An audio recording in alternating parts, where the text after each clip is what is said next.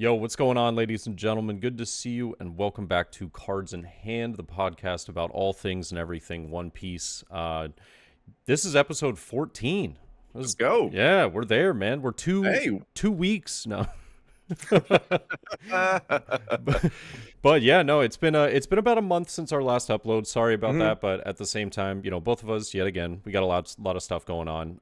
Yeah. A lot of life stuff and good old One Piece stuff. So there is a lot to talk about, a lot to catch up on, and yeah, I've got my man FTC Hobby, aka Daniel, up here, and Howdy, sir. Yep. Myself, Ian, aka the Luffy TV. We're just going to be chatting about a couple of things related to OP07, maybe some of the nationals that are going to be coming up, some of the store regionals that were just hit. But before we dive into that, we wanted to make a big shout out, just because of not only some of social media postings that we've seen, but just the fact that these guys have been working extremely hard for the community. More or less just from the goodwill of their heart. We've got Meibatsu as well as Latasio, basically the pinnacle, like, pioneers of making the online community, what it is today for One Piece. They are, if you don't know them, the lead designer for the One Piece simulator, as well as the lead designer for the OP Bounty, which is the ranked attachment to the simulator that allows people to play competitive matches and stuff. And yeah, we just wanted to shout them out because there was a post by Meibatsu that, this guy works tirelessly. And, I have seen a lot of people in comments, not only on social media, but in my Twitch streams and elsewhere, that are like, oh, when's the sim going to get updated? This man's a father, just like you, bro. Yep. You know the There's deal. a lot that comes along with that. Exactly. He's a father. He's a husband. He's a developer.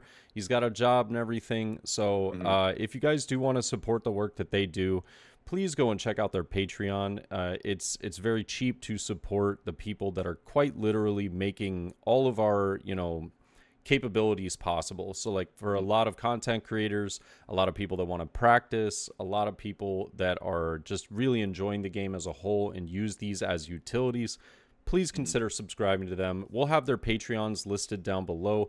And if you are listening on Spotify, you can check them out at patreon.com/BatsuApps is one of them. And then I believe it's patreon.com/LatasioL.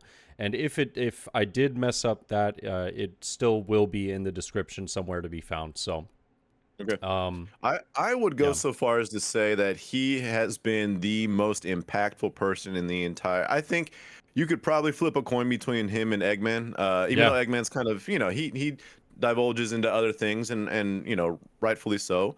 But I think it's fair to say that he is the most impactful, or shares that spot as the most impactful person in this community. And online is correct, but I would even say offline, because the way that he allows access, true, it's via online, but the way that he allows access to people to be able to test decks without having to pay a penny down, and then be able to say, hey, I like this deck, now I'm going to go purchase the cards for this deck, and now I'm going to start playing out my local scene. So obviously online for the reasons that it's an online sim, but I would even go so far to say that very easily transitions to an offline scene, just for how accessible it is to be able to play the game in general.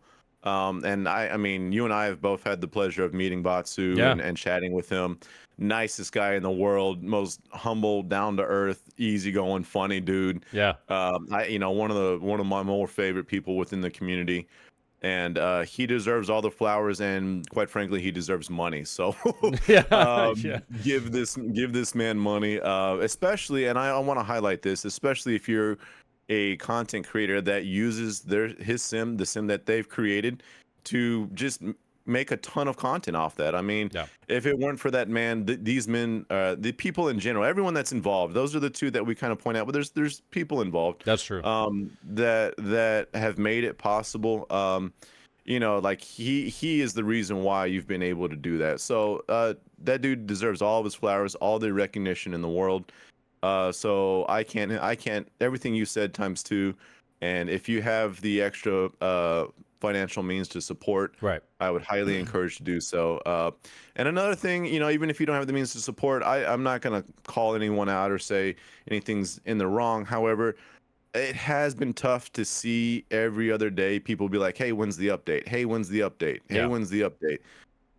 Guys, like that's not, we don't need to press them like that. Like put OP07 in your little header and let people know, like we can find workarounds. Let the man do what he Absolutely. needs Yeah. to do. Please don't keep hitting him up. He is fully aware and fully, I'm sure he wants to get that up just as badly as you do. So try and be, tasteful with asking how often you're going to get the update. So just something to keep in mind also. No, absolutely. And I mean, I get it. Like, the ease of access, we've been very spoiled because We have. That's true. yeah, he's been absolutely killing it for, Yeah. so many sets. And I mean, Mhm. he's still killing it. He's still adding a bunch of cards and doing all kinds of, background stuff that will come into the next update. But Right. it just was very much worth mentioning that, these guys more or less work for the community right now for free. And if you Mhm. do have the means, it's very cheap. It's like $3 to $5 to help support them. You think about it, if 100 people are doing that, that's $300 to $500 Makes extra a a difference. month that helps towards server fees. Taking care of, that much time that was dedicated to that goes Yeah. towards, like maybe paying for groceries, all kinds of stuff. So it's very helpful. Please consider it. And yeah, it was just something we wanted to talk about at the very beginning of the Absolutely. episode, just because, these guys are great. And Yeah. yeah. And speaking of great people, honestly, we have so many of you that listen and watch and show us love constantly and appreciation for the content. And, we got to, well, excuse me, I didn't get to, but you did. I technically did get to, but I'll get to it afterwards. You got to meet one of our biggest supporters and like one of the best people in our community right now is Enraged Peacock. Enraged Peacock. Yeah, and he was in Austin for the Yu-Gi-Oh! National event, Yeah. right? Mm-hmm. And apparently he topped. He got like, He did. yeah, he got like top 7 or top 8 Yeah. on like the first day, and then like Mm-hmm. topped in the top cut the day Right. 2. And I was like, dude, what a legend! That's Yeah. awesome. Yeah. No, he super friendly guy. It was really awesome. So I'll be the first to admit I don't know Yu-Gi-Oh. I don't know the mechanics. Nah, I no, don't me know neither. the turn. Like I'm flying blind when it comes Yeah. to Yu-Gi-Oh.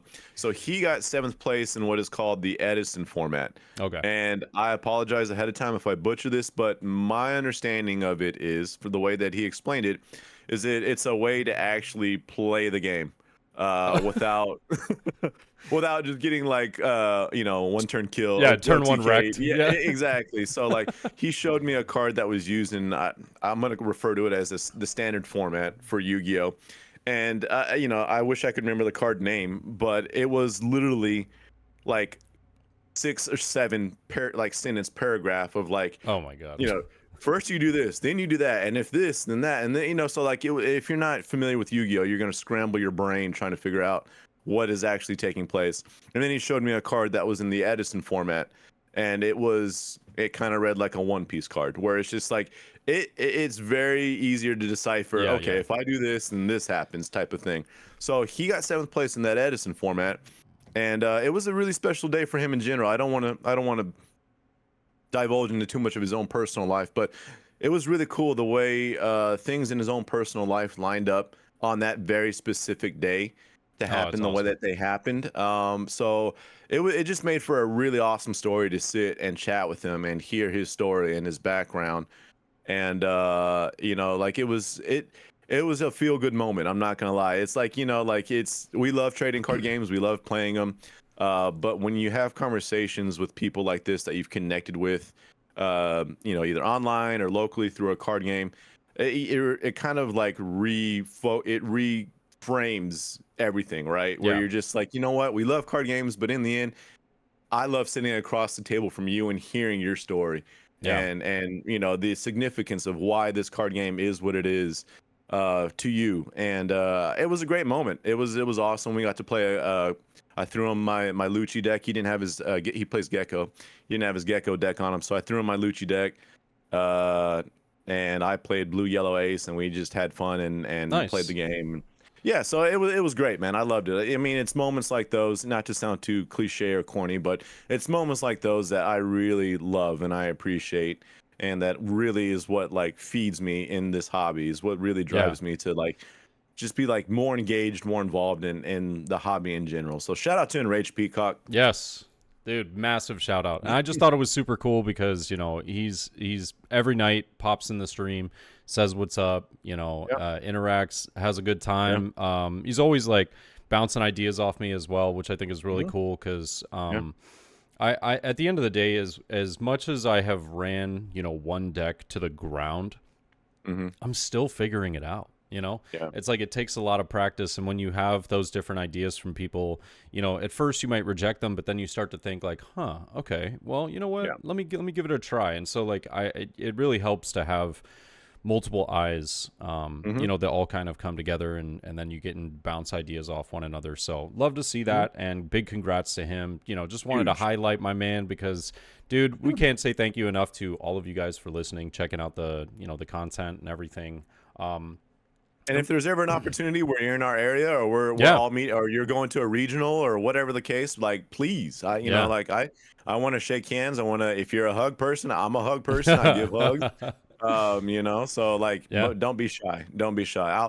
I'll sit and play a game and let you just completely wash me, and you can feel good about that, and we'll go about our ways. But the main picture is like we love the engagement. We love meeting people, and that's what drives me. So No, 100%. 100%, man. And I got super lucky that I was out in North Carolina for the store regionals, which is something that we wanted to talk about as well. Mhm. And I actually had, quite a few people that came up and they were like, "Yo, love the content, Yeah. super happy to meet you and it's just really cool to be out here and just kind of seeing, some of the stuff that's going on and for to be a part of what you're doing." And I was just like I was super thankful and like very, I don't know, just super humbled because Yeah. I got to meet a lot of amazing people. And I don't know, I can't thank you enough to everybody because I did okay in the store regional. I went 4-2, got like 13th place or something like that, but I didn't do as good as I wanted to. I ended up losing one game to the winner, but I lost one game simply because I made like the weirdest. I don't know why, but I made like the weirdest misplay, and I It ended up. happens. It It happens. happens, So, yeah, yeah. it happens. But Yeah. I made a very weird misplay that cost me the game, and I was like, just disappointed in myself a little bit, Yeah. Yeah. But it happens, and I had those Part people of it. that really just picked me up and were like, dude, you're still crushing it. Like, they're like, I'm Yeah. I'm 2-4. You're good. I mean, brother, all you So, have to do is just yeah, wave that Nats invite and be like, I'm chilling, bro. that's I'm true. chilling. I went for fun because I Yeah, had the yeah. invite already, and honestly, it was a lot of fun. Hmm. I think that the store that we went to, shout out to Atomic Empire, was so cool. It was a massive store. How Uh, far, how far away is that from you? Like it, how local is that? So it was in North Carolina in Durham, and it was about 3.5 hours away. Damn, Yeah, okay. not too You made a bad. little hike. Yeah, we took a little trip the day before, and then went and played in a sealed event at another local shop, Nice. and I think I got third place in that. I think I got Okay. third place in that one. And Okay. then after that, we went back to the hotel, grinded some games, and then went to the store regional the day after, played, and then left maybe around like 5 o'clock. Got back home at around like 8. It's So not too bad. yeah, not too bad. 8:30 or Yeah. something, but it Yeah. was just a lot of fun. The trip as a whole was long on the way back because it felt like you were already like mentally drained from six Yeah. rounds of Swiss, and then you have to Right. drive 3.5 hours. Yeah. So that wasn't cool, but but it was still like nonetheless, it was a really good time. Hmm. I had probably the most fun just kind of like testing out the list that I think was very unique. Okay. I didn't have any other players trying out certain cards that I was in Gecko You ran Moria. Gecko? Yeah, Gecko. Okay. And I was trying out a couple of interesting cards, which I liked and I didn't. So it had its moments, but that's why I was trying out some tech. I was using 9-cost Stussy, and it actually ended up being really, really impactful in like 2 of my 6 matches. In the other matches, what's How that? many of them? 2. How many of them? 2. Damn, and you saw them, huh? Yeah, in I saw them in probably like 3 of my 6 games. And Damn. yeah, it was really impactful in 2 of my games. And then one game, it was like, I need to get rid of this card. This is dead. Yeah. But, you know, that's the beauty of Gecko is that I can trash it with Leader Effect. I can trash it with Sabo. Right. There's multiple ways to get it out of the hand if I don't need it. So, but yeah, it was actually really clutch. Okay. Yeah, it was super solid into Bonnie. And it was super solid into believe it or not, Lucci. Yeah. Okay. Yeah. So I was able to. I had a wide board that they weren't able to remove, and then I was when they played A-cost, I just needed to remove the tall character. Yeah, and you're chilling. And I just said, Stussy, trash my Suru on board, get rid of your Moria, swing 5 like 4 times. Yeah. And they were like, oh. Oh, well, this sucks. So real quick, before we hop into like the OP07 meta, because that's good info. I want to talk to you more about Gecko Moria because I've been playing a little bit as of recent. You being so well rehearsed, and I definitely had some things. But real quick, in a general sense, let's go back to like the store regional. How did it run? Did everything feel smooth? How was the experience as as a tournament? Yeah, they did a really good job, and I can't speak to how this might be for every single event because every tournament organizer is going to be different. But Atomic Empire and the people at that hosted the event and the staff there, they were fantastic. They they had now I don't know if this is like how normal this is. I don't really know if they do like a count per players, like how many judges they should have. They had 2 judges, but 2 judges seemed to be fine for 64. It's fine. Yep. So I don't really know like how many usually you should have, but 2 was perfect. I think 2 is what was the standard for the store regionals. Yeah, so it worked out. We had 2 judges. That was great. They were really nice guys too. One of them my opponent was slow playing me like round 2 and like hardcore slow playing me. And I was like looking over at this guy watching me, and he looked at me and I was just like, help. Like help, brother, dude, and help me. And so he got he like grabbed the judge. Yeah, he like grabbed the judge, and the judge came over and was just watching because like I wasn't gonna say anything to the guy, but I was just like looking around like, dude, somebody save me. This is crazy. Like it was a yellow player, wasn't it? No, it was a Lucci. Oh, I was like, how are we, dude? We're turn 4, and we have 13 minutes left. I'm like, what are we doing? How is that possible, dude? Like, people have already finished their games, and we're on, like, turn 4. I'm like, this is crazy. But that's rough. Yeah, but no, everything was super smooth. The rounds were quick. It was all... Real quick. Yeah. Well, because this was a topic of discussion for one of the store regionals here, and it impacted me to an extent, but I'm curious... How do you know how they handled waitlisting and that whole process? Like, I'm curious about how that store went about it because I got reports of how we did it locally, and it was. But real quick, how did they handle it at that one, if you don't mind? So, to be fair, I wasn't on the wait list, so I can't really speak to the experience of being waitlisted in that exact moment. But what it seemed like was everybody that was on the wait list that showed up got to play. Yeah, So there were 64 people that got accepted, right? And I think a good almost 20 didn't show up. Wow. Yeah. So there was a good 20 that didn't show up, and I think there was like I'm trying to remember. I think there was something like 15 people on the wait list that showed up.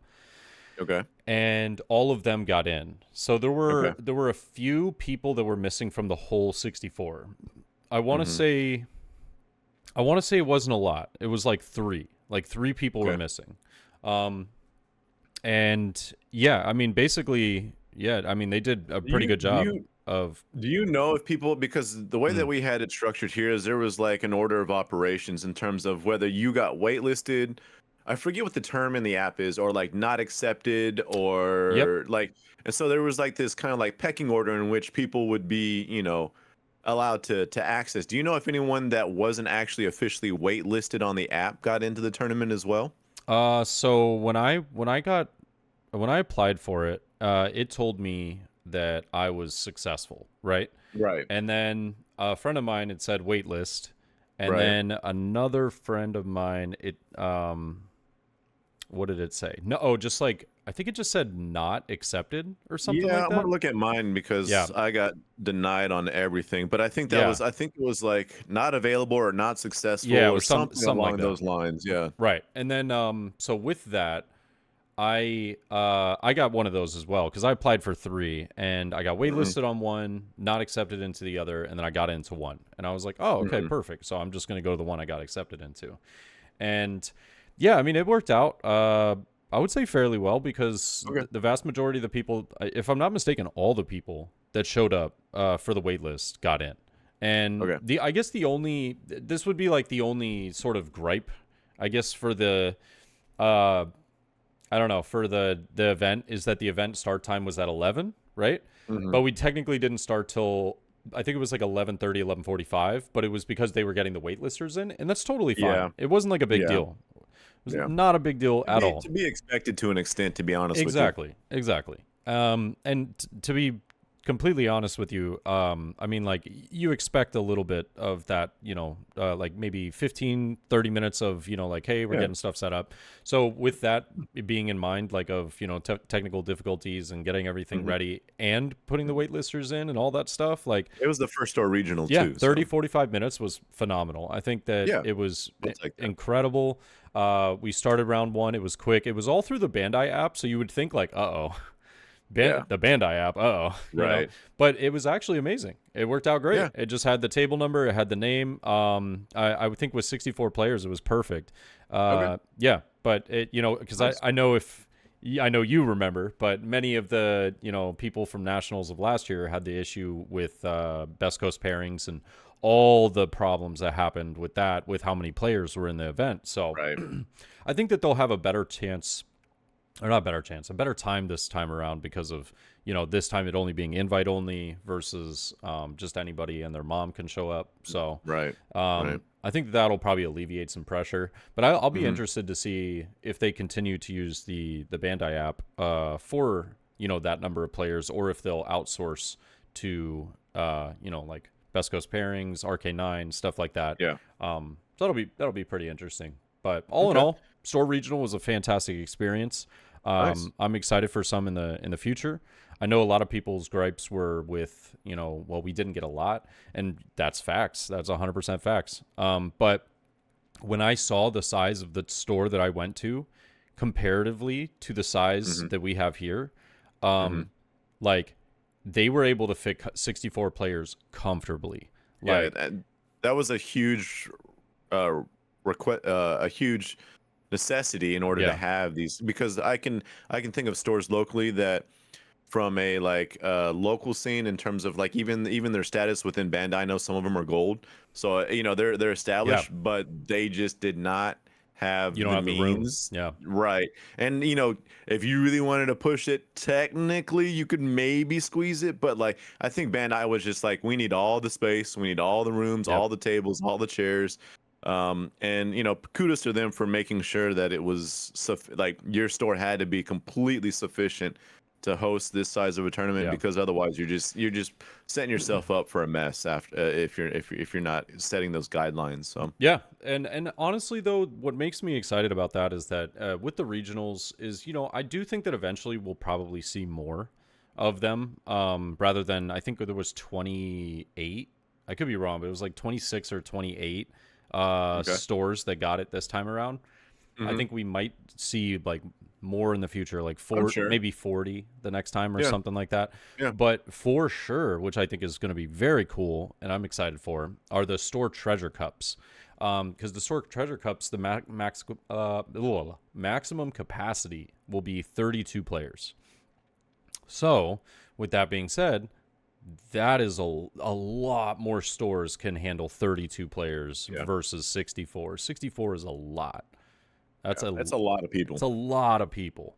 So I think so store treasure cups are going to be really cool. The tough part about that is going to be getting into them because there's going to be more people applying. Right. You know, but hopefully, since there will be more stores, you know, Bandai will hopefully have a good way of differentiating who and how people get into events. You know, it'd be like, okay, this player applied for 5, this player applied for 3. You know, the player that applied for 5 got into 1. The player that applied for 3 got into 1. You know, and they just keep going like, okay, since you got into 1, we're gonna deny you this. We might waitlist you on this. We might accept you onto another. Blah blah blah. Right. You know, I like someone spat out the idea, but I don't know how feasible it is or is not that locals, the general, like within a 60-mile radius, should get priority or some way, shape, or form.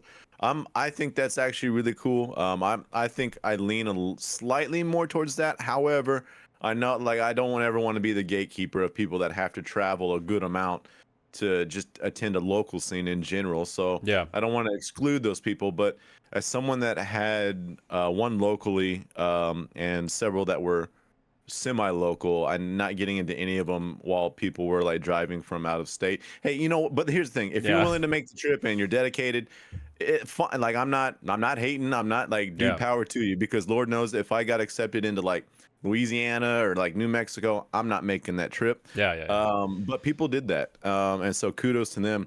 But I will say there was like just the tiniest pinch of salt that I wasn't as a native, I wasn't able to get into any of these store regionals. So that stung a little bit, but hey, you know what? Whatever. No, I completely understand. It's a minor complaint. No, I completely understand that. We didn't have any, unfortunately, any store regionals here in Virginia, but you know, I can understand. I know that there was probably a lot of people in the North Carolina area that were like, wow, dude, there's people coming from out of state, you know, this, that, and the other, and I couldn't get into one that's 10 minutes away from me. So I completely understand that, but I do think that that's probably pretty tough for them to. I can't think of an easy way to like go about that. Someone said, you know, you give the store, the person, whoever manages your tournament locally, the ability to like prioritize people, but then we get like we get this weird like favoritism and stuff. Exactly. And so it creates that whole dynamic, and it just gets, I don't think that's the right way to go about it. But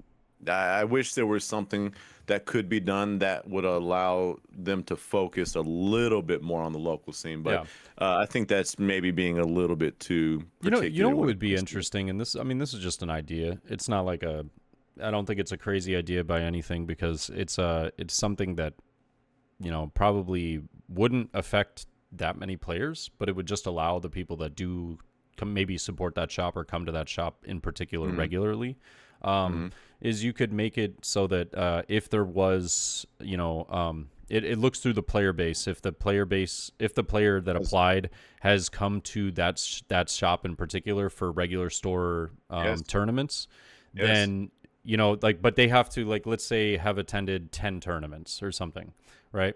So if you attended like 5 or 10, you know, at this store, then you're prioritized on being accepted.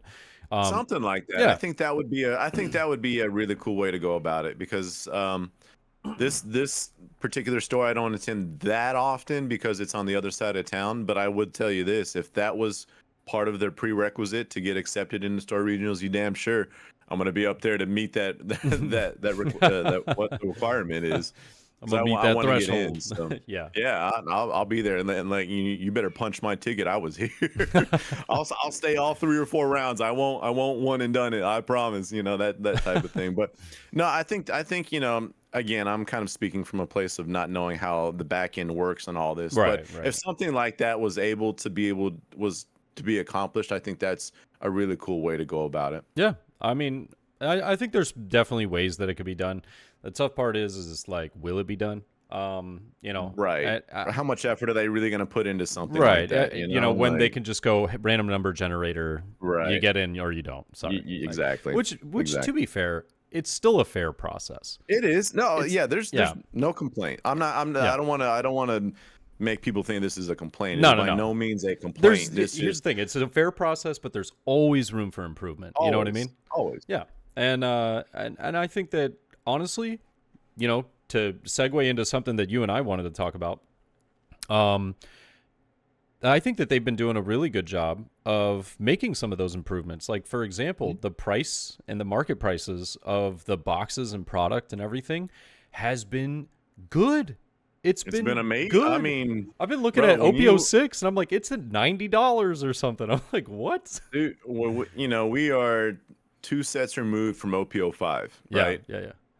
Give or take 6-ish months away from when we saw just all hell break loose within the market. And so the fact I will say that considering the path that One Piece was on and where we're at now, for that to be a 6-month difference, I'm actually very happy. Like 6 months and sounds like a good amount of time, but with everything, with the popularity of the TCG, the cards, the show, the IP in general, you and I have mentioned it several times.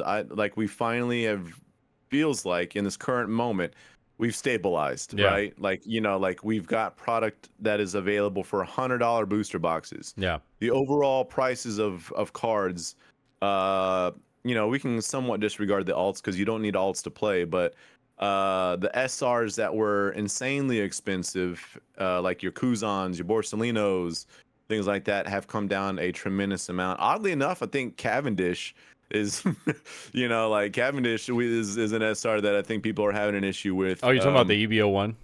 Yeah. Yeah. That one's up there. That and Sabo. That was like a 25. Yeah. I haven't looked at it recently, but it was like a $25 SR. I'm like, wait a minute. Yeah. But I think it's a beautiful thing to see, man. Oh, 100%, dude. Cavendish was going crazy. I think Sabo was going crazy. Cavendish is at 17, so we've had a slight decline. Yeah, it's still really high. 20, dude, it was like a 24. I was gonna build Bonnie, and I only opened up like 2 boxes of EB, so I was lacking on the SRs. Oh, I see. And so I was like, I'm gonna build Bonnie, and I'll make a local marketplace for just a couple Cavendish SRs, and someone will just be like, hey, they'll toss me a couple, whatever. And then I looked at the price and I said, wait a minute, no one's tossing me this card, bro. No one's tossing me, $40 worth of cards to just build Bonnie. So I have not built Bonnie because I'm not going to spend that money on those SRs. Yeah.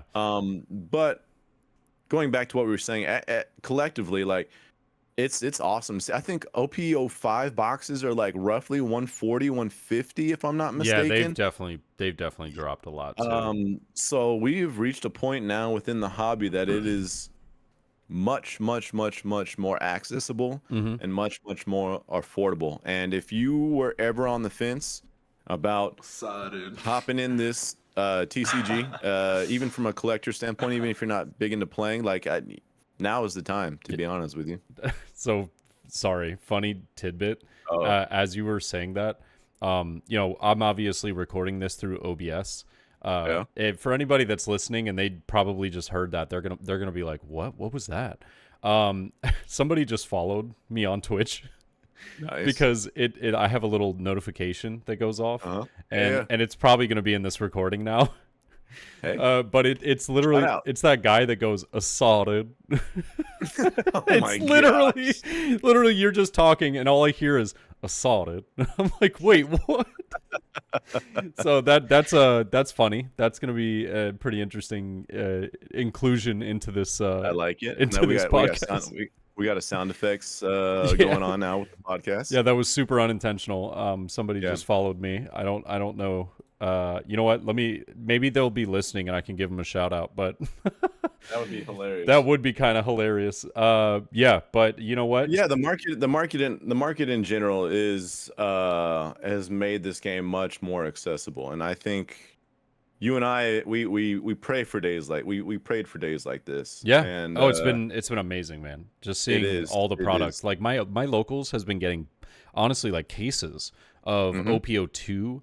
OP05, 6, OP01 even a little bit.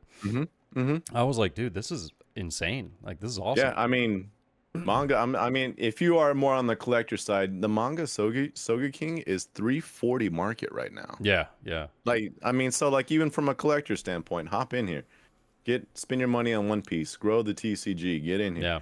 Oh, you know Play the what? game though, because it's super fun. Speaking, you know what? This is just a small thing I wanted to talk about. Speaking of Okay. mangas and whatnot, man, have you seen all the craziness that's been going on with the PRBO1, like all the manga, all the Yep. stuff that was happening that people were saying like mangas are guaranteed, mangas are Right. not guaranteed. You Right. can get this, that, and the other. And then today I saw a video The that God there Pack. are god packs, but I don't think it's not going to come In to English. Japanese. Yeah, it's In not going to come to Japanese. English. Let's Yeah, yeah. In Japanese. Yep. Japanese, you For can sure. get every manga ever printed. Like what? That is Brother, crazy. you need to buy a case and parlay your God Pack into the wedding, bro. Dude, imagine. Yeah, but see, that's the thing is I can't do that because like if I buy a case and don't hit Oh that god pack, no, that's yeah, terrible we're financial advice. we're Please do down not. bad. If you Yeah, are no, if you are listening, do not buy a case yeah, with the hopes that you're gonna pull a God Pack. yeah. That is not good financial advice. Because Don't do it. of my understanding, the person that did open it apparently, yeah, this is all alleged. I don't know, but like, Yeah. apparently they opened and cracked like 5 cases, and so Mhm. you go through 5 cases, and they got one case that had that. That But is to be fair, I've had a lot of people locally and some friends that have been monitoring. I don't have TikTok, so I don't go on there. I don't watch openings. sure. I'm an old man. I don't do the I don't. tickety tockety, Yeah, I whatever don't. the kids do these days. I'm So, not big on but TikTok. I have friends that tune into that kind of stuff all the time, and they watch the Eastern streams that open up these cases. And I've had friends that say they have opened up. They have watched with their own eyes like over 100 cases be opened at this point. And that is the first God pack that Yeah, has been discovered. yeah, which is crazy. And what else is something of note is the fact that Sanji, have you heard this? The Sanji alt leader has been like insanely hard to pull. Oh, Insanely really? hard. Yeah. Oh, Like just well, here real quick. And again, this is all like very loose information. None of this right, is right, like right. like it's not like You would think it's like one per case. well, so my friend texted me the other day. He says, I just watched a 10K stream, one Nami, Yeah. one Sanji, and 10 Gold Dawn. So it sounds like the Gold Dawn are one per case, but one Sanji and one Nami, bro, out of 10 cases. 10 Now again, cases, not 10. 10 case, 100 Oh my boxes. god. Oh my 100 god. boxes. Now What? again, we don't have, like we're still looking at insanely small sample sizes. Yeah, So it's all you new. can't It's really all new. extrapolate information off of something so small. Right. However, it is like, wait, the Sanji thing, the Nami manga, I'm like, whatever. Yeah. Yeah, that Rare. but the Got it. Sanji one is the Yeah. one that I'm like, what is going on with that? What is Yeah. how are we only pulling one Sanji alt leader out of 10 cases? Yeah, that seems weird. So yeah, again, he saw it with his own eyes. He's a very close friend of mine. Yeah. He's got zero reason to make it. So I'm just the messenger. Don't Yeah. don't take it with a grain of salt. But I found that was really interesting. Yeah. So and again, JP referring to Japan does not translate to English. Pull rates, like Yeah, all right. this stuff, It's all different. it's all completely Mhm. different. So again, we're not we can't speculate on English because we can speculate, but the fact of the matter is we don't really have good information to go on to really warrant speculation. Yeah. Dude, could you imagine though if we had god packs? Oh my god. No, I Oh. mean, we'd be right back where we were with boxes being $250. Bro. And I don't want to think about it. I mean, it would attract a crowd of people that I don't really want to attract if Well, I'm being completely honest. So to be fair, I think it would be totally fine for a reprint set like this. Who cares? It's a reprint set. yeah. Oh, I mean, I get think what you're saying, but like the stuff that should be cheap might become more expensive, but you could just buy singles of the reprints, you know what I mean? Yeah, I mean, from a player standpoint, I could care less. I don't give a damn. Whoever wants to rip 10 cases and just go crazy and Yeah. and make my singles that much more cheap, and Yeah, yeah, accessible, bro, I'm all for it. yeah, I'm all for it. But I will say we literally just finished a conversation about how the market literally just stabilized, and yeah. my concern is that it attracts a crowd of people Uh-huh. that tend to like cling on for a while. You know, like we are just now coming down from OP05 mayhem, Yeah. and I'm worried that the accessibility aspect of this might be a little bit harder to open product. Now, however, if you are fully content with just buying singles, this is great. This Yeah. is a good thing. And just building your deck strictly off of buying singles, I think it's great for the singles market.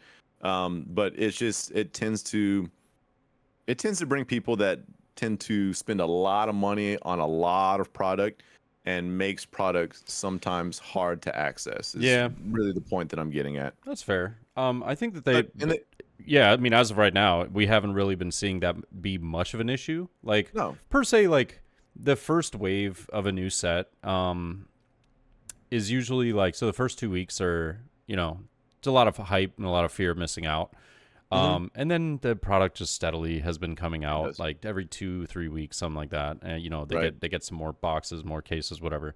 And then yeah, no, I mean now it's like, dude, it's all MSRP, or obviously some of the more premium sets, like the older ones, are like more niche sets, are still a little up there, but like I think What's cracking me up is I OPO3 brought is up, the highest booster dude. box right I now, I think. literally am looking at it right now because I Yeah. was just kind of scrolling as we were talking about the market.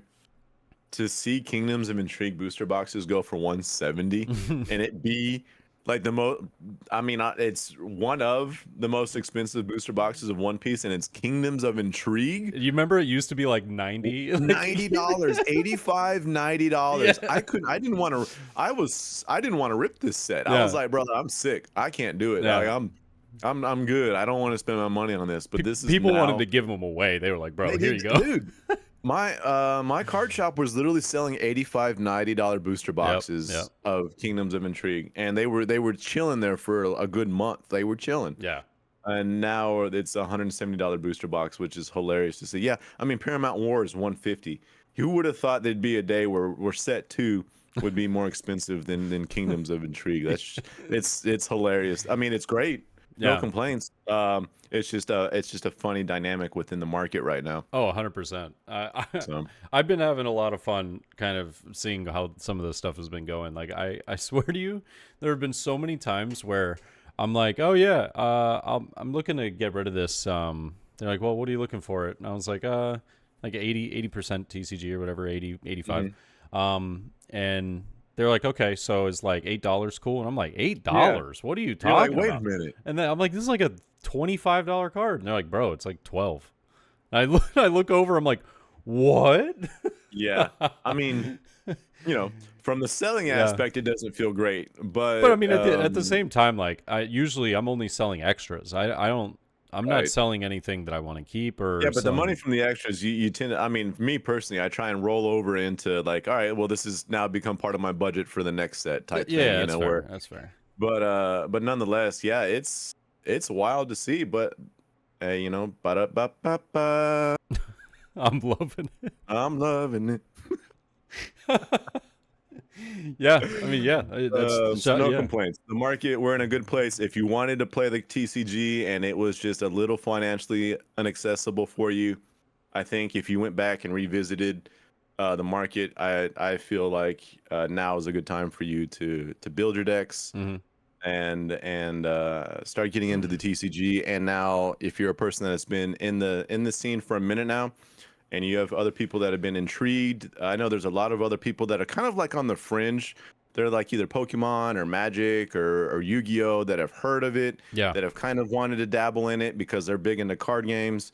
Now's the time to recruit that friend and be like, hey, bud, let's hop in here, let's get some games going. So Slide in. we just wanted to make a quick little note of that because it felt like we've reached the promised land. We have finally, brother. more or less we've reached the promised land, and hopefully it continues. And if it gets even more accessible, then it definitely becomes not really a matter of alt arts being all that expensive either.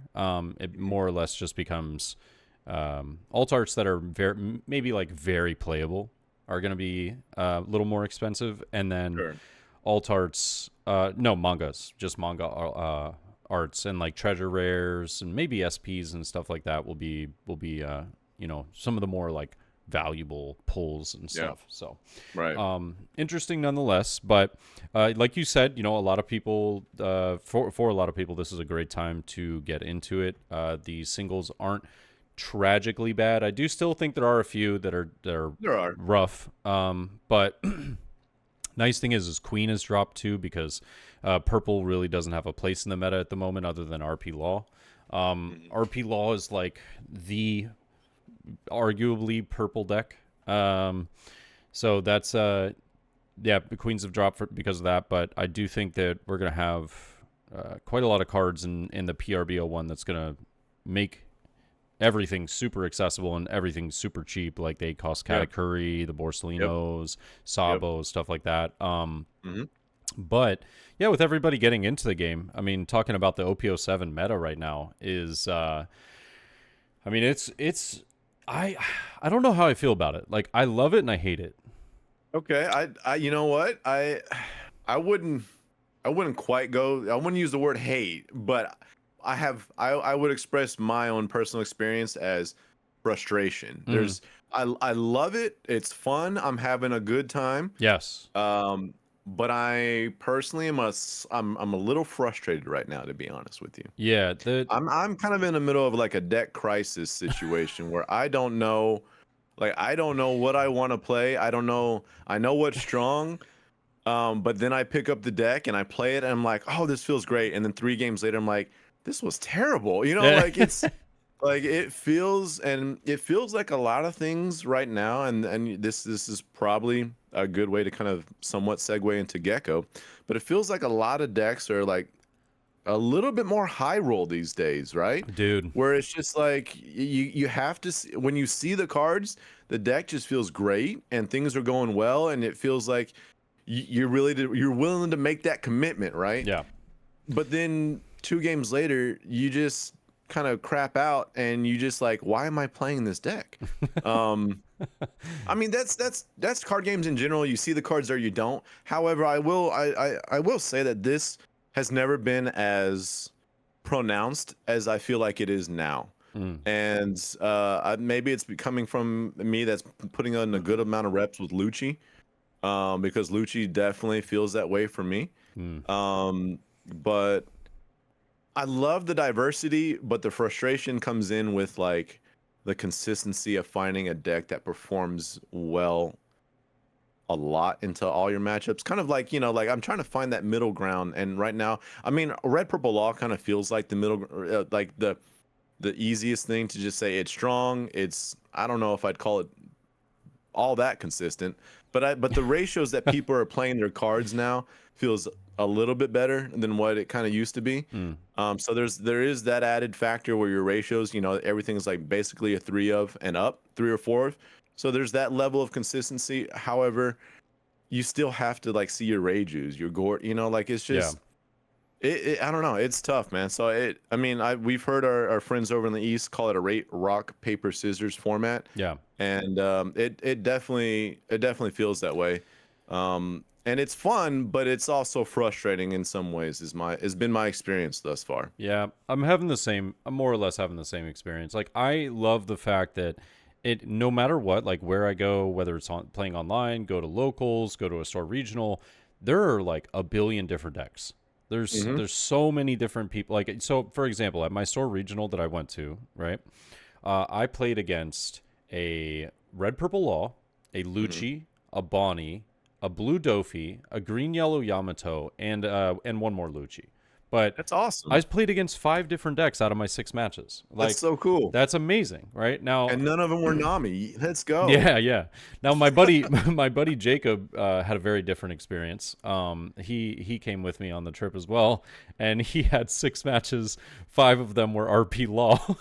But, you're kidding me? Oh my! What was he on? He was on Gecko, but okay. But like. He was just like, man, it was so boring. Like I was just playing the same deck like over and over again. And I was like, yeah, that sucks. But hey, by 6th round, if he played Red Bull Law on that 6th round, he was he was ready. He got his he had his reps in. He's like, yeah, I know what's going on here. Yep. But I mean, I can understand that, but I think that the vast majority, like the winner, Jordan Hamilton, shout out to him. He played against 6 different decks. That's awesome. He had like everything was different. I was like, that's crazy, that you played against a different deck every single round. That's wild. Like I almost did. And I love the diversity. It makes me feel like the game is going in a good way, that there are answers to, different decks, and there are a lot of people playing, very different ideas, and I love that. But what falls short for me is that, unfortunately, it feels as though the vast majority of decks want to go second in this meta. So it almost feels like there are a lot of times where it literally comes down to who wins the dice roll. Yeah. And I'm like, that's such a bad way to play the game. Like it feels bad. Like it doesn't mean that you automatically lose. It just means that your chances of winning just got a lot like maybe depending on the matchup, but like a little lower or a lot lower. You know what I mean? So like if I'm going up against Black Yellow Luffy and I don't get second, my chances like plummeted dramatically as playing Gecko. It's like I need to go second. Right.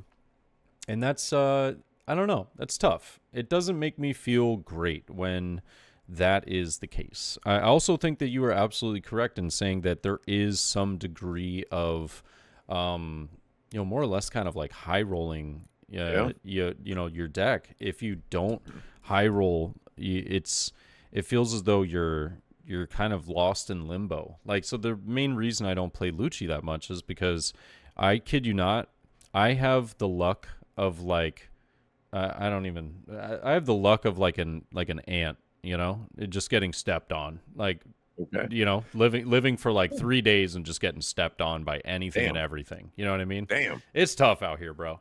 Hey, you got a beautiful fiance, so shout out to her. You got lucky as hell, so there you go. That's true. Actually, you know what? Amen. You got to throw a dog a bone occasionally, That's fair. An ant's got to find a leaf once in every. Hey, a blind squirrel finds a nut every now and again. That's what I'm saying, dude.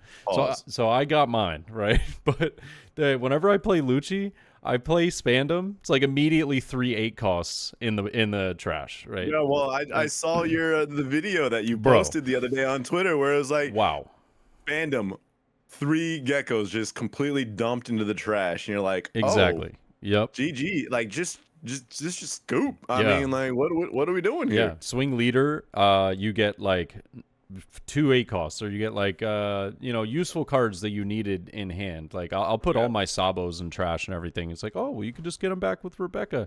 Yeah, if you're lucky. I'm not. Okay. Yeah. I kid you not. I played a match at locals the other day with Lucci just to mess around. Sure.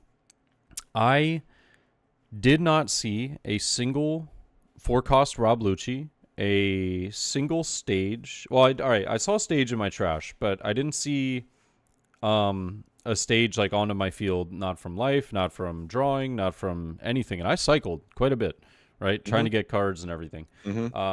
Nothing. I didn't see more than 1 gecko. The rest, one was in my last life and the others were trashed. And I had 15 cards left in my deck. I had not seen a single Rob Lucci yet, not in my trash, nothing. Yeah. I was like, what are the odds that all 4 of these, right, are at the bottom of my deck, that all of my stage somehow magically got milled, like it's just everything went against me that game, and it didn't feel like that was a game that was abnormal. It felt like that was how Lucci just happens like 20% of the time.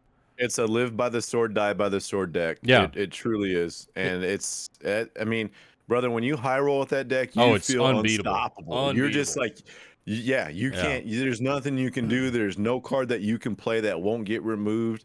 While a stat like it feels amazing, but I've had decks where I'm like playing out 2 4-drop Khalifas because I'm like, where are my cards? Like it's just that brutal. And like if you kind of want to roll the dice on your deck being high roll, I mean, cool, but I think as any good player would want, there's that trade-off between, yeah, there's a high roll element, but I need a certain level of consistency Mm-hmm. when I'm playing 9-10 rounds.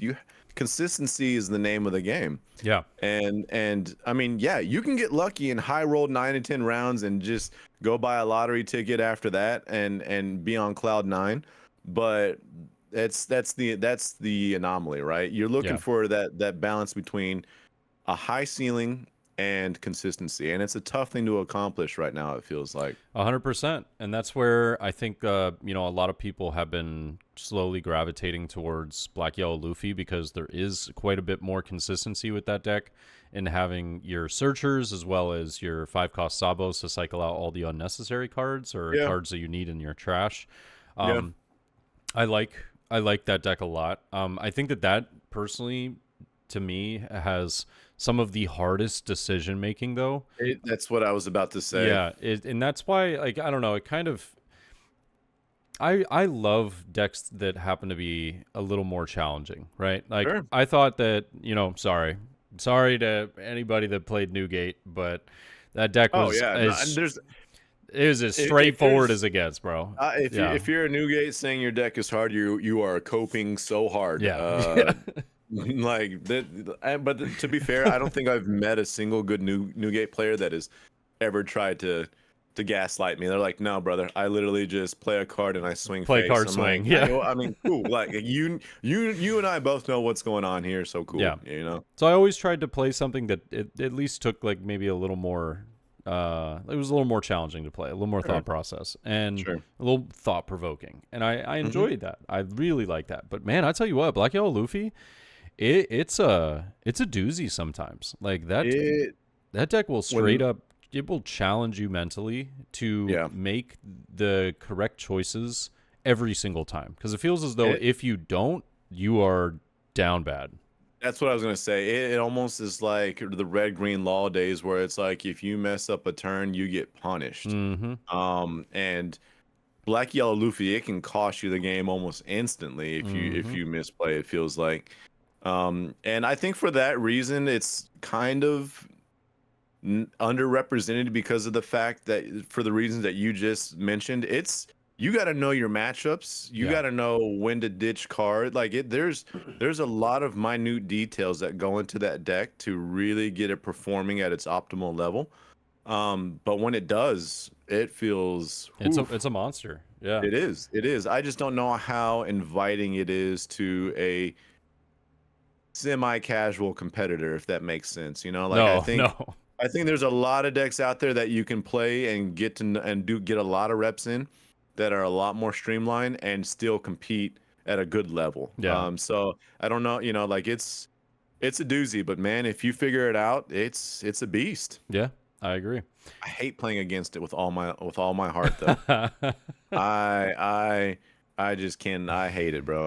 I just don't like playing against it. It is so rough. It is, but that's because it is consistent. It has ways to find all the pieces that it needs, and if your hand is cracked off of the start, with whether it's a mulligan or a keep, I mean, you're looking great. You're set up for the rest of the match. But diving into some of the other meta lists right now that maybe lack some of the consistency, but have really just like they're annoying to play against, is like Bonnie. I think Bonnie is so annoying to play against. It's also a really bad matchup for Black Yellow Luffy. It's like the bad matchup. Yeah.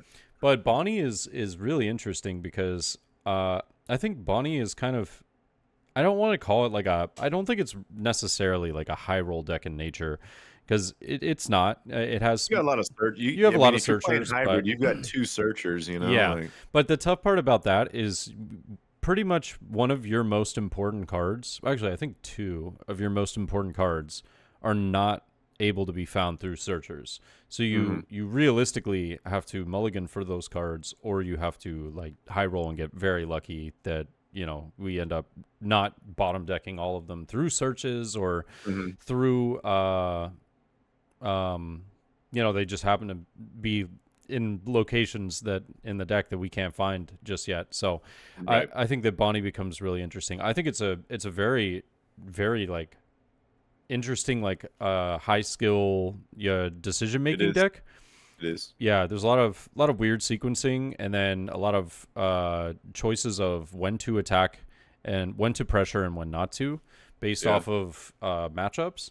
And I think that That's the part. It's the yeah, matchups. You yeah, have to know your matchups as a Bonnie player because depending on the matchup, your game plan changes. yeah, Not dramatic. I don't want to use it dramatically, but again, kind of in the same things that we were highlighting with Black Yellow Luffy. It's the minute details, depending on the matchup, that are going to make all the difference in the world with that deck. mm-hmm. To your point. Yeah.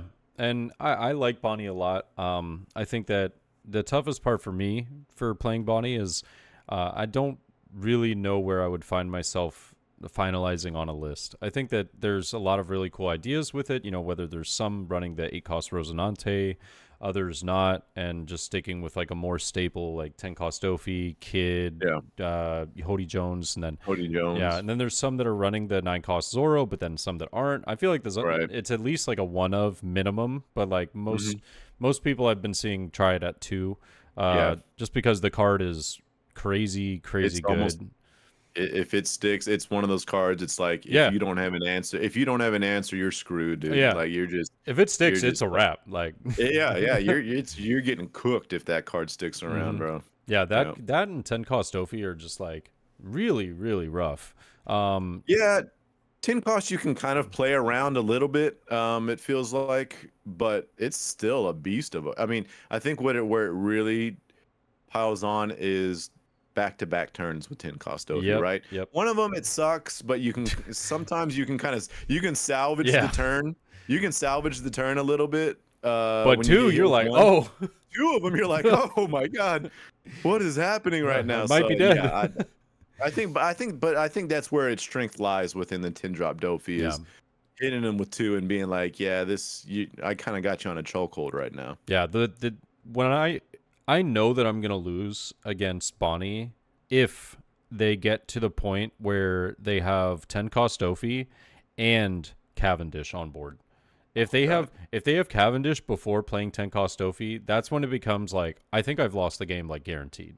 It's really tough to deal with because they just swing Cavendish, get 2 Dawn back, still get to use their leader effect after establishing 10 Dawn worth 7 of keeping up for leader. Yeah, it's crazy. Heaven forbid they've got like what's it, Rouge. Yeah, Rouge. Yeah, heaven forbid they got that guy out there. Granted, it's only a 4 cross, so getting rid of it's not the hardest thing in the world. Yeah. But again, if you don't have an answer for it, and they're getting a free leader ability every turn while utilizing all 10 Dawn, they're cooking. Oh, it's rough. It's super rough. And Basil Hawkins being arguably one of the most annoying cards in the game right now. If you're not blue, it's tragic. Like it is. It is tragic. It is. That's a rough one. That's a doozy. I still, as Gecko, I don't enjoy the Bonnie matchup simply because of that. I was card. gonna say, I'm sitting here thinking like, what does Gecko do for something like this, man? Oh, I mean, you put down like 6 cost Sakazuki, and hope they rest it. And if they rest it, you just swing 11. You literally all swing 11, get them out. Yeah, that's. I mean, honestly, anytime that's been my strat. Getting rid of Basil is like, if you rest that thing, I am all inning coming that card. for it. Yeah, yeah. Like I will spend my entire turn getting rid of piling on all my Dawn. I mean, that's an exaggeration, but right. Like my eyes light up when they rest that Basil. I'm like, oh really? I got a chance. Yeah, no, it's like I had a line, and then you rested Basil, and now my line is like exits. Yeah, completely in a complete different direction. So that card is good, man. Oh yeah, it's really good, and it's unless you're playing against blue, and blue just does not care about that card. It's super annoying. And then you've got Enel, right? And at first I thought Enel lacked consistency, but then the more that I played it and also played against it, I realized it doesn't actually really lack that much consistency. It actually kind of has it simply because of Shirahoshi and leader effect. Like you just cycle cards, like you're cycling. Don't need that, need this, you draw that, get this, as much as you need to see your top end to stay healthy and heal the 14 times that you will per game, you basically like can almost kind of guarantee that you're going to see it simply because of those cards. It makes it a lot easier. So Enel is fairly consistent in my opinion, but Go ahead. I'm sorry. No, yeah, I was just saying that I think Enel is just I personally don't like the design of that leader, and you and I have, we have our gripes with yellow, but I don't like the design of that leader because unfortunately that deck punishes one single mistake so hard, and it's kind of tragic because it rewards your opponent for simple decisions, and it punishes you for simple mistakes. Yep. And I think that is that's actually a great way to frame that. I like that. Yeah, and it's unfortunate because I think that I don't know. I think that there's a lot of people that are on the deck right now, and I totally don't blame them. It's being more figured out. Like, I think that playing against Enel is not as bad as it once was. I think that initially I was like, man, this matchup absolutely sucks. And now I'm like, okay, it's not that bad, but it still sucks if, like, I miss one turn or if I mess up one turn, then I'm like, I'm playing from behind now. Here we go. Yeah. I feel like Enel is also a skill check as well. It's like, does your opponent know how to properly play against this very specific leader? Yeah. And I feel like Enel is very much a skill check for a lot of people, because if you are a competitor, there's degrees to people that compete, right? Like, you've got people that are top class. They know, they got their, like, they've seen it all, they've done it all, they've top 8, like, to that level of competition, it's it's a different thing. However, you've got like these. I mean, you are a more. I'm not up there. I'm like. No. Hey, brother, I was gonna say you are a more decorated One Piece player than myself. Okay, so I wanted to frame. However, I would call us more or less casual competitors. In the sense that we play a lot of One Piece. We love the game. I think we're better than average, if I can, like, toot our own little horn a little bit. Yeah. But, like, at the end of the day, we're not the top. Yeah, exactly. Yeah. And I feel like when you and I go to locals, we perform well, we do well. You have had better regional results than I have, which kind of, again, provides evidence that you know what you're doing. So I feel like there's a tier below that is kind of like still. Get the hell out of here. Get out of here. But there's that like casual competitor, which like consists of like 50% of my locals, right? Where it's just like they know what they're doing, they're having fun, they'll show up to regionals, they'll get their participation. Yeah. They'll go like 500, they're having a good time. But like Enel is very much a skill check for like that type of person that just like kind of maybe loosely has an idea but doesn't really know how to play against Enel. Yeah. And you put a skill check deck in the hands of someone who's extremely good at One Piece, let's say Jonas, for example. Yeah. And it can. It's awful. It's god. It's like, oh my gosh. Yeah. When you combine, to put it like in a dumbed down term, when you combine the luck of yellow with the skill level of someone like a Jonas, it is nasty. Oh, it's just like it is. But I think, generally speaking, Enel, like, it has bad matchups. I think 4-drop pudding just completely washes the deck. I can't tell you how many times I've played against Enel as blue, and like, they've got 9-10 cards in hand, and 1 life because they're cool at chilling at 1 life, and I've got 3 characters on board with my leader, and I just hit them with the pudding, and they just can't. There's no recovery from that. It's just like. From then on, if you're playing them correctly, it's really, really hard for them to build that, that hand up. And, to your point, they've cultivated this hand through these turns, through their Shirahoshis, through the leader abilities. Like, they've done things to cultivate their hand to see what they want to see. And then you hit them with the pudding. And that's not to say you can pudding them a good hand, but it's not 9 cards, 10 cards, So, it does have its tough matchups. I think good players can still overcome. But I don't know if I'd put Enel like on that tier 1. I don't think I'm quite convinced it's quite there in a general sense. I do think that it's up with the top. I think there's like 5: RP Law, Lucci, Enel, Bonnie, and Black Yellow Luffy. I think those are I think that is the top 5 decks, and I think that Enel and Bonnie you could arguably put towards bottom of that Mm-hmm. 5, but like Mm-hmm. I think that it's hard even for the best of players to not like maybe just make one simple mistake against a Nell and have it cost them the game. Yeah, that's fair. Yeah, as well as, maybe not draw the one card that they need to see in order to deal with something that Bonnie has on board. So that's why those cards, or those decks, excuse me, still will be pretty prevalent. Mm-hmm. And I think that we'll probably be seeing quite a lot of that at nationals. I think we'll see a lot of those 5 in particular. I also think See, that I would, I think Nami is a I thing, and would. I hate Nami. Well, I was just gonna say I would actually put Nami ahead of both Bonnie and Anel if we're yeah, absolutely, absolutely. I mean, I don't think it's like clear as day. I don't think it's like Yeah, yeah. an obvious thing, but I honestly think Nami has better matchups into the field than both Anel and Bonnie. To be honest with you, I think that's a better, stronger deck into the field than both of those. Hmm. But if you told me you put an L, Bonnie's the one I might fight a little bit more with. I can swallow an L. Well, I would put an L. I like if you put an L higher than Nami, I'm Oh. like, okay, hey, this is not. We have not reached cards in hand after hours after dark podcast, so we won't go down that road. But Nami I would very easily say it's better than Bonnie. If you wanted to argue an L, you'd put an L there. I would take that. I don't think Bonnie is better than an L though, or better Nami. than Nami. Excuse me. Interesting. I would substitute in that tier that you had. I would take Bonnie out and I would actually put in Nami in replace of. I think Nami is the terrible leader. Brother, I hate it so much. I absolutely despise it. As much as I don't like playing against Black Yellow Luffy, Yeah.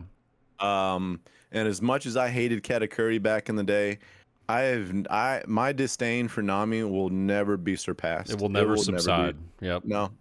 I'm a firm Nami hater. Yep. Just because it's a high roll deck in nature, and you hate to see it. But Yeah, I don't know. They also have that I new don't know, package now with the Kuja dude, Pirates and stuff. it's gas. Yeah. I don't know why. And man, I don't know if I want to say it because I don't want to hurt people's feelings that play Nami. But I can't, like, for me personally, I don't understand. I can't. This is me. I can't sit down with a deck that doesn't really engage with my opponent in the sense that I'm like, I don't know. It's just like I feel like when I'm playing against Nami, they're just playing, and this is the comparison we always hear. They're just playing solitaire, and that's kind of what it feels like. I know, like, that's a very generic way of putting it, and there's more into it, but honestly, man, like, I don't get the idea of like sitting down and not really being involved with your opponent and just kind of in your own world, more or less. Yeah. Playing Nami. I don't know. I think it got a lot easier too with the Kuja Pirate build. I think that build is pretty straightforward. And some of the cards that were added to the deck just make that like really all around solid for Nami. But yeah, real quick though, I wanted to go over this because I've been dabbling a little bit into Gecko, and we just saw was it EU? Yeah, in Milan. In Milan, that first place was a Gecko Amoria, and we've seen Gecko kind of die off. I think mostly because of Lucci and the ceiling that Lucci. A lot of the Gecko players went into Lucci, and we haven't really seen that deck as much. And I kind of want to get your thoughts on where Gecko stands and kind of the difference. I've been playtesting that list that they won in Milan, and it feels good. It's consistent, but even that deck can kind of miss sometimes. I can't. I've had 20 cards in trash, and not a single one of them was an Absalom, and I just sat there, and I'm just like, I can't. I don't really have answers for your board right now, because that one didn't have Sakazuki, so it was one of those. And I'm curious about where your thoughts on like how good Gecko is in this current meta and the difference in the builds that I've been seeing between Milan and some of the more adapted ones that I think yourself has been kind of tinkering with. Yeah. So what I would say about Gecko is I think that Gecko is the best way to look at it is to compare it to Lucci. It's more or less kind of its direct counterpart. So Lucci is, strictly just removal. Lucci is goodbye to your entire board. I'm going to remove everything every turn. You're not going to have anything to play with, but more than likely I won't have too much counter in hand, so you can swing at me and get me down pretty quickly, pretty easily. And that's kind of where that falls. But I think that Gecko lies more with a more consistent mono black leader. It's definitely easier to find your pieces. It's better to get your Morias back and everything. The tough part about Gecko is that Gecko, you have to kind of concede that without Great Eruption, you can't do what you could do in the previous set. So you can't do the Lucci combo. It's not the same. You're just dropping way too many cards from hand, and it just doesn't work. So you have to pivot with Gecko. You have to either choose one of two routes. You have to go the route of hand destruction and draw power. So that's going to be where you're relying a lot on your Peronas, a lot on your E-shows for hand destruction. And then you're relying a lot on your Hogbacks and Kuzan, 4-cost Kuzan, as well as like Rebecca to get a lot of your draw power, right? And that that deck is very solid, but it's solid into certain matchups. Whereas the other thought process for Gecko is going to be what the Milan list is like, which is more. You still have obviously the hand destruction with Isho and Perona, but you're losing out a little more on the draw power because you're dropping a brand new. You're not going 4. You're dropping your Kuzans. You're not really using Rebecca to get back counter power as much as you are using it to play Hina, right? And now you're going for KO. You use a lot of your deck is going to be KO power because you have Ice Age, whereas you wouldn't in the previous build. Right. So Ice Age is going to reduce stuff. Helmeppos are in there. The previous build doesn't have that. Helmeppos are going to be reducing stuff. Brook is going to be KOing everything. Absalom. So you're more going for like a pretty stable removal style. And, whenever your opponent swings into the Brook, if they can't remove it, then you're just giving them a simple block and like a 1 or a 2K or something like that. Right. You want that Brook to stay on the board. If it does get removed, then Moria's bringing it back. That Brook is very much so what that deck revolves around. So that's my thought process on that. Like, they both have their matchups that they're good into, and they both have their matchups that they're not good into. So if you're running 10 rounds, what deck do you feel better? And I know this is a personal preference, but what you've played a lot of Lucci. You're obviously no stranger to Gecko. If you had 9 rounds to play, what deck are you taking? It's super tough, man, because I think both lists are good into RP Law, so I'm not really worried about that. I think that both lists are decent into Enel, but I do think that the draw power and like the one that's taller, it's got the Kuzans, it's got Sakazukis. Yeah, the Sakazukis and stuff like that. I feel like that deck is better into Enel than the other one. But the other one is still it's still solid into Enel. It's not bad by any means. But I think Enel would kind of trip me up a little bit. If I'm going like Bonnie, I still think just sucks, period. Like it's tough to deal with. I think that the Milan one is actually better at dealing against Bonnie because you have run the Brook. Brook is actually a really solid answer for dealing with the 6-cost Basil Hawkins. It's like the one card. You swing with the last. Yeah, swing with the last, and if they play it on curve, it's a pretty good answer. But that's the tough part is getting to the point where it's like, okay, well, if I'm going for that play, like, am I letting them steal second now? Am I going first? But not really. I think that what you should be prioritizing is removing Bonnie in that case with like 9K swings from either Isho or Moria. Getting Moria or getting Isho down into Bonnie feels like it's so good. I was playing. I'm all. Isho is the most polarizing card that I've ever put into my deck ever. There are days where I'm like, this card is really, really, really good. And there are days where I never want to put it in my black deck ever again in my life. Like, I Yeah. just don't. And so, but it's funny you say that because I was doing a little bit of play testing this last week, and I was playing Lucci, and I was playing against a Bonnie, a good Bonnie that got 17th more recently in a regionals. Not as Bonnie, but nonetheless a skilled player, and did performed really well against him. And it was like there was a game where his hand was apparently not good, but I dropped Isho, and the next turn he's just like, I'm scooping, brother. Like, it's just like, and he knows his cards, he knows how to play. But the moment the Isho came down and there was nothing he could do, Yep. he was just like, I mean, like, there's no coming back, dude. Like, I just, it's gonna be, I'll grind it. I can grind it out with you, and we can do this, or it's just, I'm just gonna scoop and save us the time. I'm like, fair enough. Yeah. So like, there are times where like I love that card, and there are times where I'm just like, I could very easily talk myself out of not having that card in my list too. Yeah. It's okay. I know people love it. And Yeah. I'm not gonna argue with people because it has its merit. You But just have me, to I run just, it. You have to run it though for certain matchups. Like, unfortunately, you that's just fair. have to. Like, Yeah, like Black Yellow Luffy is another one have that to you run it just, for Black you Yellow gotta see Luffy. it. Yep. Yeah. It's super good into Enel. It's Mm-hmm. super good into Bonnie. Mm-hmm. I It's just the card never sticks for me. Never sticks. That's I'm just fair. like, That's fair. I feel like it but should against Bonnie. It should always stick. yeah, no, absolutely. Yeah. I'm not, but the Bonnie, like, I mean, it's a win more. It's not like a win condition for Bonnie. It's just a win more card for me. So I'm like, if I Yeah. don't see it, whatever. I'm not gonna lose because I don't see it. Yeah.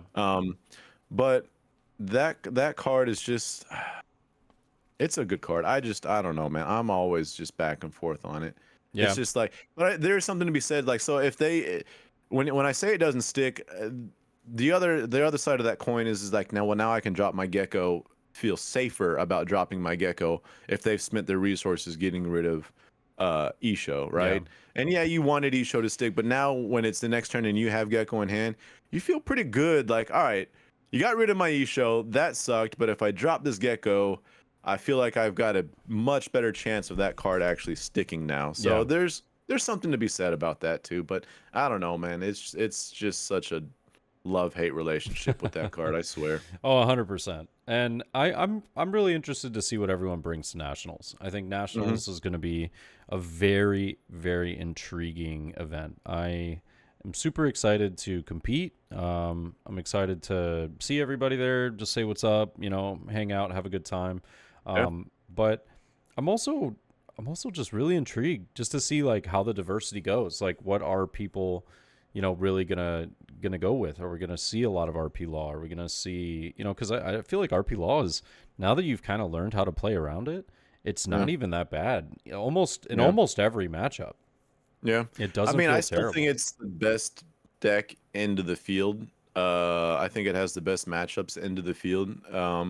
But the power creep of the other decks have kind of leveled that deck out just a little bit for this current meta. There was a time where Gecko used to beat RP Law, and I mean, I'm sure, like you said, like you've gotten your reps, and so you know how to play around RP Law a little bit better. It still does. There was but there was a time where where Gecko would beat Law pretty handedly, and now with the tools, it feels a little. I mean, now with like Sanji and those RP things, Law has a chance now. That's for sure. RP Law is, damn, my man's like, he's got that. Oh, I got that matchup. matchup. Yeah, I got the matchup looking good. Yeah. Okay, all right. Oh yeah. So come to I feel very good about it. Like, come to Luffy for the sauce on that. It's But, funny. I mean, John Suko and I actually just played probably 7 or 8 games last night, and he got me a few of them. But every single time that he got me, it was because of 2 things. you didn't see Gecko. No, I don't think it was really. I don't think Okay. Gecko's super important. I didn't see 6-cost Sakazuki, or he saw 5 to 6 blockers. If he sees that many blockers, Yeah, it's tough. Like, it's tough, and that's where yeah. Sanji is just a pain in the ass, man. It's just like, yeah. But I can see the Sakazuki, and that dude, 7Ks for RP Law are not fun. No, They are no. those are pain in RP Law side. I'm removing Kid, swinging 7, and establishing something off of leader effect or something like that. And he's like, oh my God. Like, Yeah. Okay. Yeah. All right. I So like it. I feel good in that matchup. The tough part is, if they're aggressive enough early and I have to take life just because I don't have a lot of counter power, then it gets a little dicey. But dude, start the match off with a couple Peronas, play down 6-cost Sakazuki. Yeah, the Perona is a big card for him. It's hurts. massive, dude. If you double Perona into Sakazuki, they're like, ooh, wow, I'm screwed. Ouch. And I'm like, yep. Yeah. Yes, you are, my friend. So all that being said, I think this meta has reached a point where we're collectively in the card game. We are 7 sets in here in the West, and there's diversity, and there is a large card pool.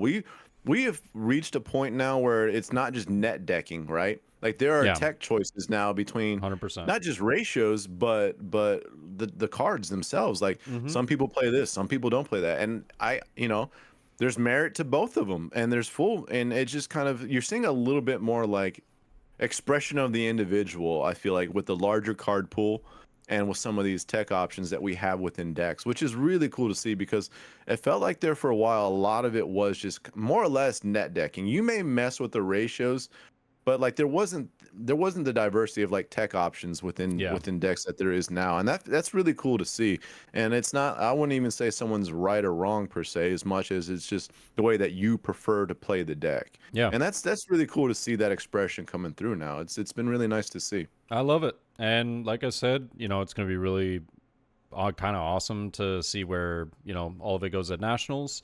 But Nationals is it's going to be very interesting now that this is only invite only.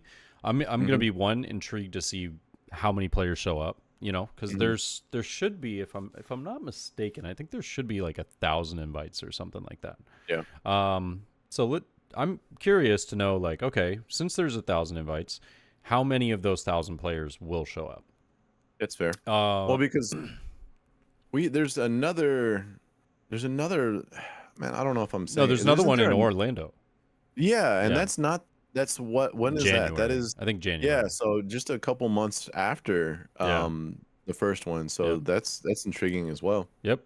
So that makes me think, like, okay, well, are some people going to prioritize going to the second one?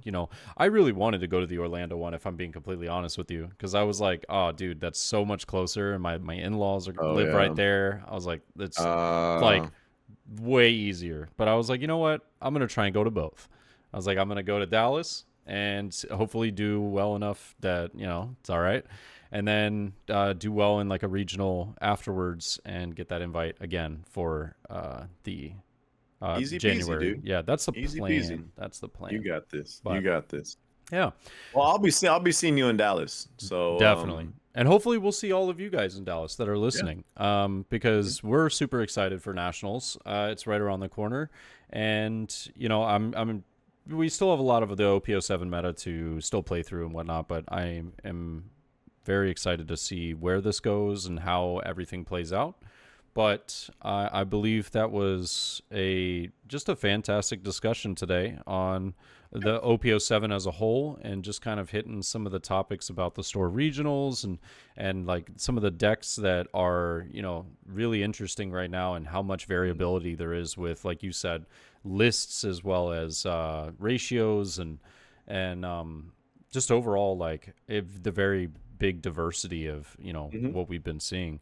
As well as the market affordability is fantastic. I love we're in this. a good spot, and enjoy it, because I'm not gonna lie, the OP08 meta is highly questionable right now. Yeah. I mean, we'll be seeing those bans in August. Yeah, well, that's 15th. gonna completely change the dynamic, but I'm glad that something's gonna be done, because for the foreshadowing that the East is giving us is not really what I want to see. But no. To your point, we do have some restrictions and bans coming up, which will inevitably shape what OP08 looks like for us too. Yeah, and expect that in the next episode, ladies and gentlemen. Yes. We will be talking about some of what the bans are going to be looking like. We'll make predictions, right? We'll make predictions. I like we'll that. see, and we'll see if our predictions were right. We'll see if they were wrong. And I would imagine that'll be a really good discussion because I agree. yeah, I don't know. We might differ on what we think is going to get hit. So I'm sure. it's very I'm interesting. sure. But Yeah.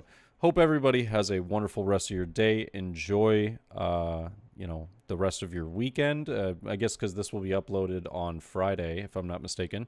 So other than that, yeah, thanks for listening. Always be sure to check out our social medias, give us a follow, and other than that, we will catch you in the next one. Peace. Peace.